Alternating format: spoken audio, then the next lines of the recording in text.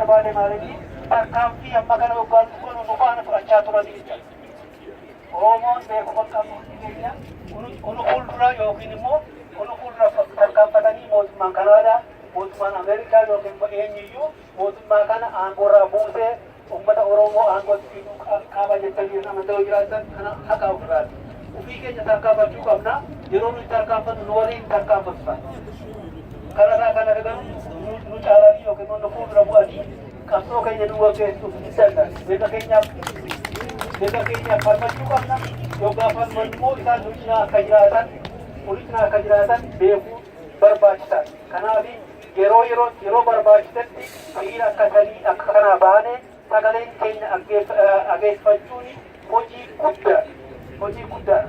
Maaliif isaan galmee isaanii irra kaa'u jechuudha. Mootummoonni kamiyyuu yeroo ammaa kana kun caalaa waa'ee Oromoo beeku. Kun caalaa waa'ee mootummaan Itoophiyaa uummata irratti gochaa jiru ni beeku. Yoo nuti garuu tarkaanfii fudhanne tarkaanfii isaan wajjin fudhachuuf qophii akka ta'an mirkaneessuun barbaada deemee jechuudha. Kanaaf akka ilaaluudhaan barbaadu. Amma waa'ee mirga namummaa yookiin biyya keessatti waan ta'aa jiru yeroo ammaa kana jechuun barbaada. Yookiin immoo uummanni keenya maal gochaa jira, maal barbaada, maal nurraa barbaada, nuti immoo maal gochuu qabna kan jedhu karaa mirga falmachuu jechuudhaan jechuun barbaada. Yeroo baay'ee irra deddeebi'ee kaaniiwwanii mirga namaa namni namaa hin eegu, dhaabnis namaa hin eegu, biyyi tokkos namaa eeguu hin danda'u.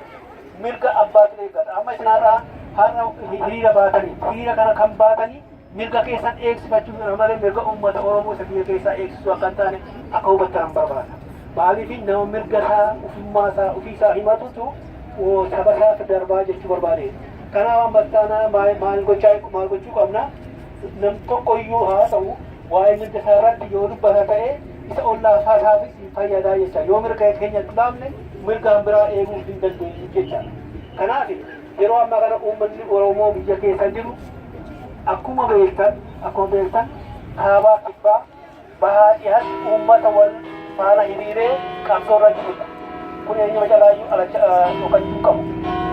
Irra caalaa yeroo biyya keessaa uummanni Oromoo sadarkaa kanarra gahee jirutti mootummaan Itoophiyaa kan inni jalqabe immoo haaraatti kan jalqabe karaa biyya alaa uummata